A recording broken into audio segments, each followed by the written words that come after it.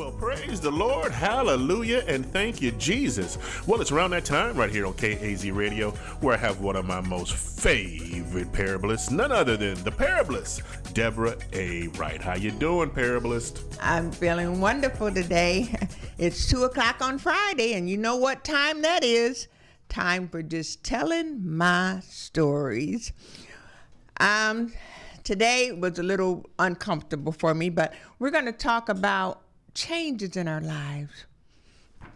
I got my hair, no wig, no anything. I looked back at the different shows, and I think I had a different hairstyle every single week, and trying to cover the reality of I lost my hair to chemo. And so today, the stories that I want to tell you about are stories about how we need to embrace the season that we're in. There was a season where I had long black hair in college. There was a season where perms and different things had damaged it. And now there's a season that I've gone through some things in my life, and my hair indicates that I'm a victor. It's not a negative thing, but sometimes it's just hard to really embrace the season that we're in. I looked on my phone and it gave me an reminder that on Sunday we changed the clock back Saturday night. So another season is beginning. So I just wanted to pick stories today to help you to be able to embrace the seasons of your life. I also wanted to make some announcements today that I'm very excited about it. Most of you know that I'm a co-host with Lady Flo Duggar on the popular show Gifts to the Body. We had our strategic planning session on last week, and we had a wonderful time. And God just really downloaded some powerful events and things that we're going to be having for the year. The first one I want to announce, and you'll hear more about it, it's going to be on April 18th. So I just want you to save the date for April 18th for the first annual workshop of Gifts to the Body, the show that I do every other Wednesday from 6 to 7 with Lady Flo Duggar. Also, some other events on Monday, Thursday, I will be speaking at Evangelist Bobby Joe Curry's event at Mount Zion Church. You can find details on Facebook for that. And also on Good Friday, I will be portraying one of the Marys at the cross at Evangelist Georgette's event. You can look on my Facebook and you'll see those different events. And come out and support them if you're not doing anything. But like again, I said, we're going to talk about seasons and embracing the season that you're in your life. Yes, I would prefer to have my hair back and my hair the color it was. And I kind of like when it first came back, it was snow white. But then the darker colors started to come in. But I'm learning to embrace this season because I don't ever plan on cutting my hair off again, even though I didn't cut it. So while it is the way it is, I'll embrace it the way it is. Now, the first story that I want to tell you is from the year Uncle Bubba Jack died. And these books are available on Amazon.com, Deborah A. Wright. Deborah A. Wright, and you can find them, you can buy them. And the purpose of me putting stories in the book is so that you can share them with your grandchildren, with your family, with your friends, when you have your different family events. Stories are healing, stories are soothing, stories can be funny, stories can encourage you. So that's why I tell stories. The first one, I performed this one last week at a couple of weeks ago now, at the Breen Center. And it's called Ratty Old Natty Old Quilt. How many of you remember those quilts that your grandmother made and they were all different pieces and everything? Those are the heaviest, warmest things you could have in the wintertime. Well, this is a story about a quilt, but it's also a story of a lady that's in a different season in her life.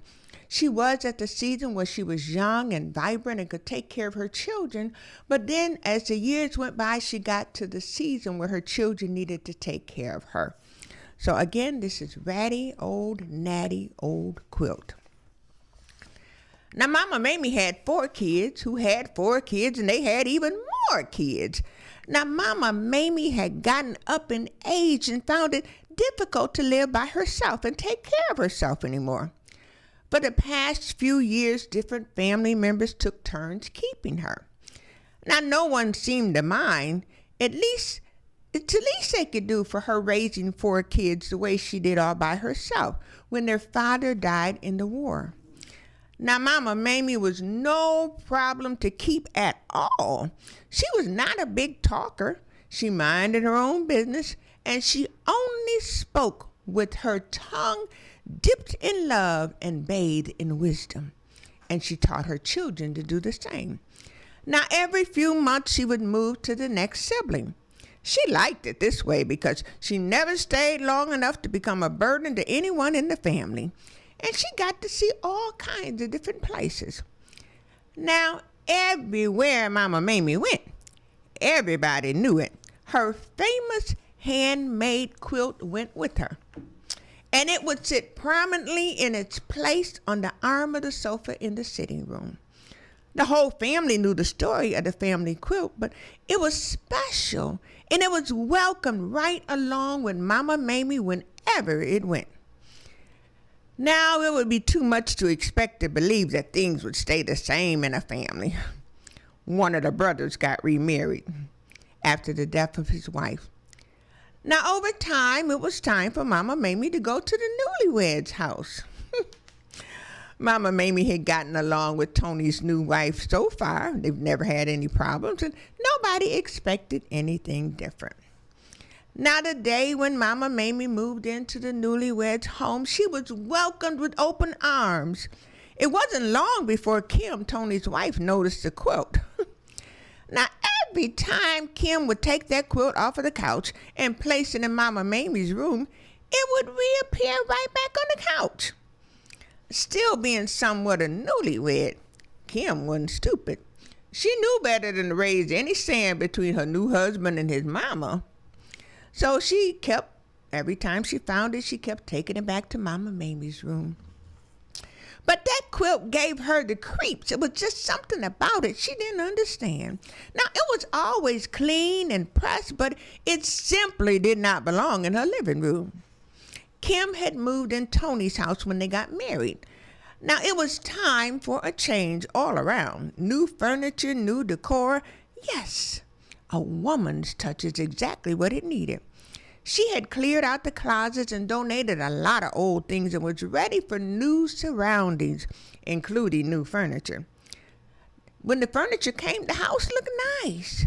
Kim had added her touch, and in her mind, this was the last of that ratty old natty old quilt. When the new furniture came, Kim was frustrated to no end because every single time she would remove that old quilt, it would mysteriously end back up on her new furniture.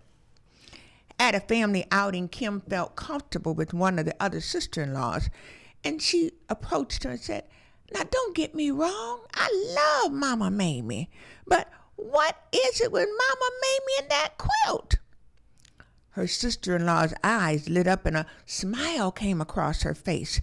She went on to explain that the family quilt was a family heirloom. Clothing and items from 4 generations back were in that quilt. Mama Mamie's mother, her grandmother, and her great-grandmother had all added pieces to that quilt. And during a house fire years back, the quilt was the only family heirloom that survived. You see, precious memories were in that quilt. Even Cousin Percy, who was a slave, his clothing was in that quilt. It was so special to everyone, and they cherished that quilt. Wow. Nobody ever told Kim the story of the quilt, and it touched her to her core. You see, Kim was raised up moving from one foster home to another.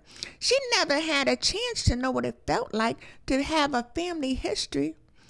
A lot of times she even wondered, was there anyone in the whole wide world with the same blood as she had? She never knew any of her family. A tear rolled down Kim's face. She couldn't wait to get back home and put the quilt on her new sofa. Kim got back home before her husband and Mama Mamie, and she went into Mama Mamie's room and got the quilt to place it in its rightful place. as she cradled that ratty old natty old quilt in her arms. For the first time, she could feel all the love that was in the quilt. And something on the inside of her was changing as she held that quilt. She thought about a quilt that she had when she was a young child in the orphanage, and the nights that she hung on to that quilt and wished that she could have a real family.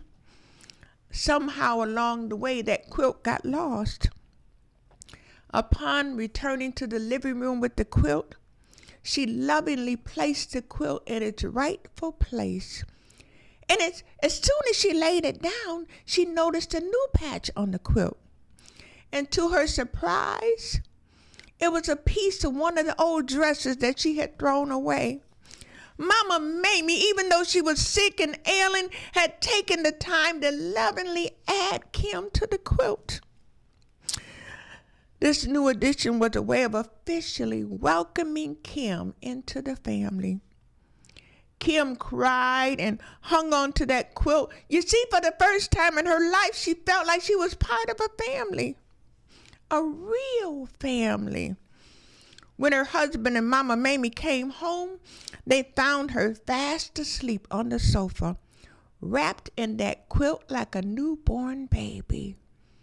When her husband and Mama Mamie came, her husband went to go to her and wake her up and see what was going on, but Mama Mamie said, "No, baby, she needs that. You see, there's healing in that quilt. There's things that she needs in that quilt. Just let her rest. She's got a lot of healing to do." And they let her sleep on the couch with that quilt. Kim slept all night long, peacefully, wrapped warmly in that quilt. In the morning, when she woke, she was amazed to see that she was still there. She quickly got up and ran, and she saw the light on in Mama Mamie's room. And she ran and she said, "Mama Mamie, please forgive me. Forgive me, Mama Mamie." And she asked Mama Mamie would she tell her some of the stories in that quilt. And Mama Mamie agreed. Around this time, it was time for Mama Mamie to move on to the next sibling's house. But Kim, now being a family member, called a family meeting. And she told the rest of the family that they had been blessed to have Mama Mamie in their lives all of their lives. And she requested that the family allow her to have another 3 months with Mama Mamie. You see, she had some stories to catch up on. The family laughed and they agreed. Kim and Mama Mamie spent those next few months laughing and sharing every single story on that quilt. And not only that, Mama Mamie was going blind and her hands were feeble and arthritis. She taught Kim how to add new family members to the quilt. Oh, it was a wonderful time that they spent together. Now, Kim's official new assignment was to take over Mama Mamie's place and add all the new members to the quilt and share all of the family stories with new family members. Kim proudly displayed the quilt. She used to call it a ratty old natty old quilt, but she gave it a new name. It was a love quilt. It represented family pride and love, and Kim loved her new family even more than before. She learned a powerful lesson that blood was not the only way to come into a family, but every now and then you could be quilted in with love. You see, not only did Mama Mamie have a new season where she had to depend on her children to take care of her, Kim had a new season where she had a new family, a family that loved her, a family that embraced her, and it didn't matter if nobody else in the world had the same blood. She had a new family. So again, we're talking about embracing different seasons in our lives. There's another story in this book, the year Uncle Bubba Jack died, that's called My Brother's Keeper. And these are older stories. This one is copywritten 2004. And sometimes in life we have good seasons where we're up on top, and then we have those seasons where we just can't seem to put two things together. Seasons of unemployment, seasons of job loss, seasons of sickness, seasons of death, all kinds of seasons. Well, this is a season about a man named Joe. Joe had a good job. As a matter of fact, Joe had a good life. A beautiful wife, 2 kids, a house in the suburbs, and a great job in the city. A great paying job in the city. You see, Joe was on the fast track. He got promotion after promotion because he was a hard worker, dedicated and enthusiastic about his job. Joe would get up early and take the train into the city to his office. He would get there and head to his favorite coffee shop and get his same coffee and bagel every morning.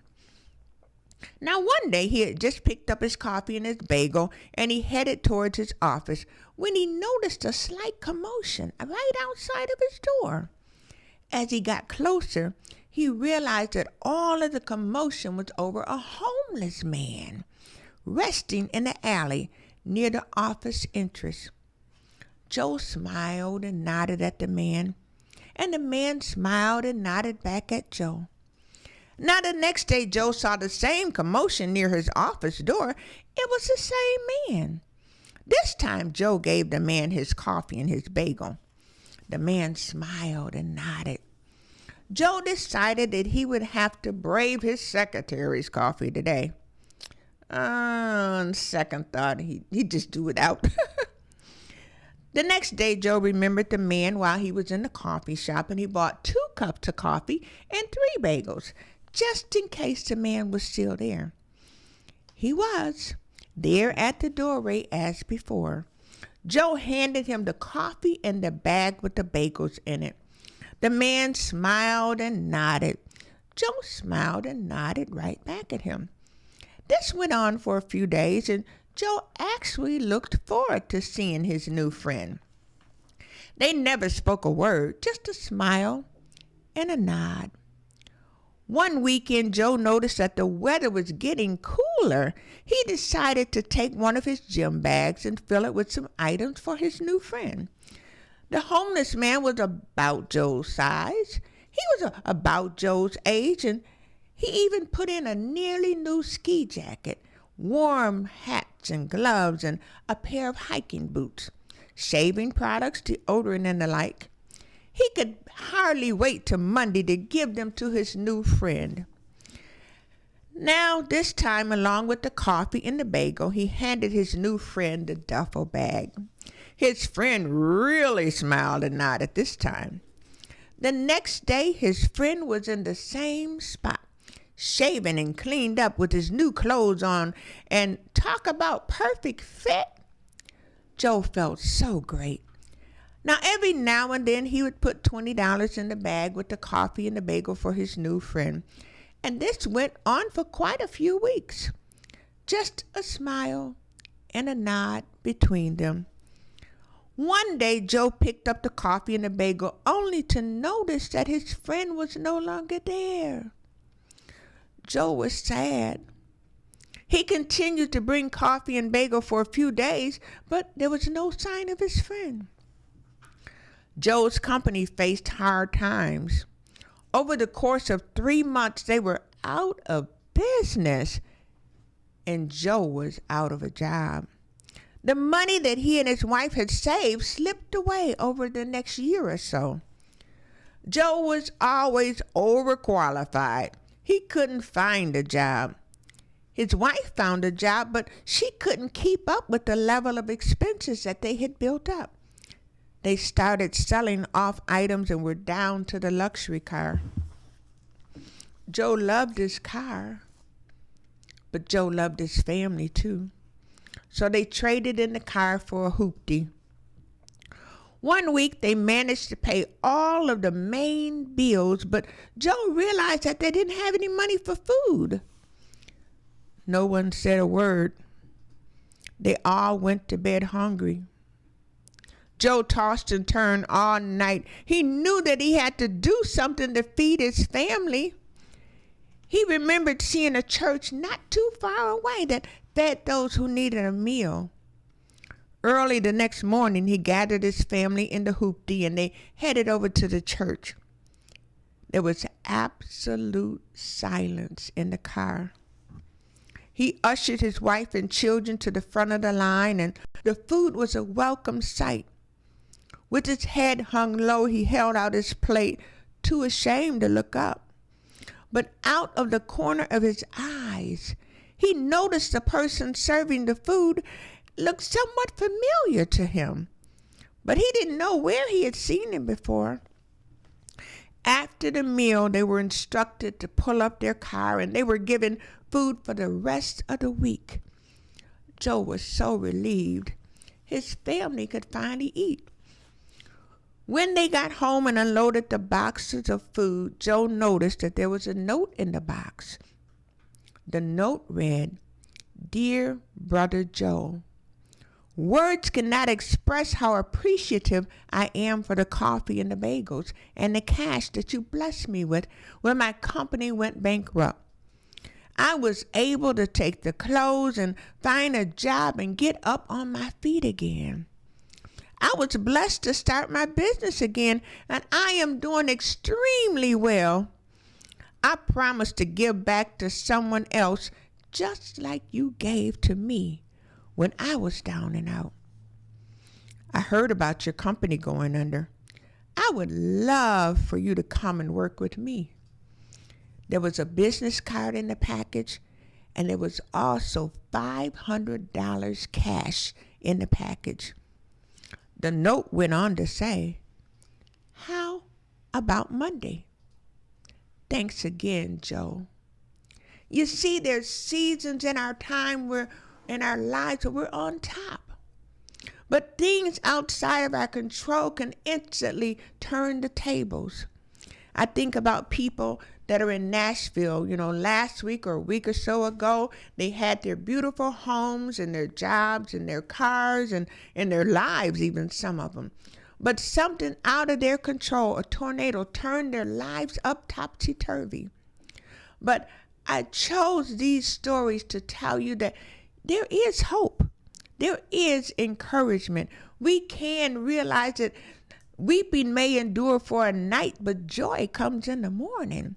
And those of us that know Jesus Christ as our personal Savior, we know that He knows these things that happen. He knows that you don't have enough money to pay all your bills. He knows that you may be facing going to jail or hiding from the law or hiding from someone, but you need to turn your life over to Jesus. Suicide is never the answer. Getting discouraged and depressed don't help the situation. But to turn your heart to Jesus and let Him encourage you. A couple of weeks ago for my cancer project, I had some teddy bears left over and I took them to the cancer ward where I was at, because that could be a lonely place. Not saying any other place in the hospital isn't, but I believe that because that's what my journey is and my struggle is, that's what struggle was. That's the people that I can help because I can relate to them. I can relate what it feels like to have chemo and know that poison is coursing through your veins. I can relate to later finding out that, I thought I dodged the bullet for radiation, but at my 3-month appointment, they found scar tissue and I had to go do radiation, and that's a scary feeling. Wonder, will did the cancer come back or whatever? But praise God, it was only scar tissue. But I just wanted this show to encourage you that this season, embrace this season. No, I hated not wearing a wig today or not wearing a hat today, but this is me. This is Debbie. This is who I am. I look at some of the pictures with the wigs and stuff, and I'm like, I don't know who that is. And even now, I don't recognize my own reflection sometimes. But we have to be proud and confident of who we are in whatever season it is, because God is the one that determines our seasons. We don't determine our seasons. This is my last book. It's Bald. another hairstyle, no hair. So from there to here, I'm grateful. And there is a poem in here called Through the Test. When I asked you, would you trust me? You gently said, I will. When I asked if you would give up all, for you no bitter pill. When I asked if I could use you, you yielded out your hand. When I asked if you would go tell others, you obeyed my command. But you loved me enough to obey, not knowing all the story, for by your humble faithfulness, you've given me the glory. Well, my child, you've proven your faith is as pure as Job's, and as for what I'll do for you, the half has not been told. Just ask for what you will in faith, and surely I will give, for you've made it through another test. Rise up, my child, and live. So instead of me worrying about the scars that I have and my feet not being sandal ready for this summer and different other things, I thank God that this is my new crown. This is my new symbol that I survived.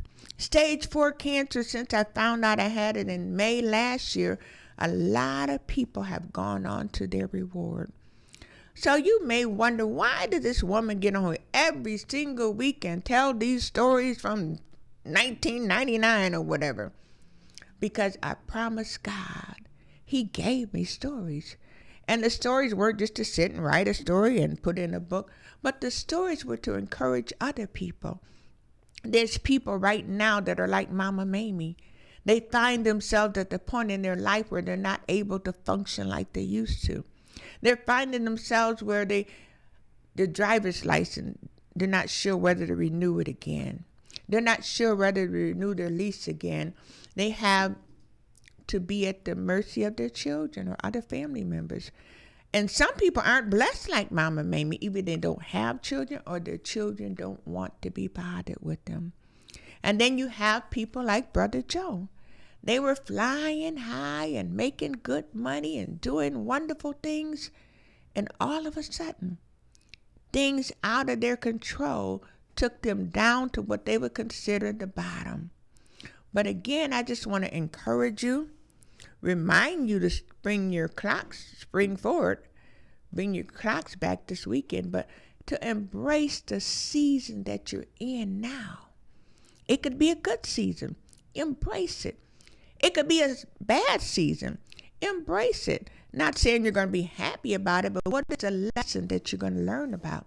My season of cancer 2 times taught me to be more compassionate to people that are ill or that are struggling, that are going through things, going through uncertainty.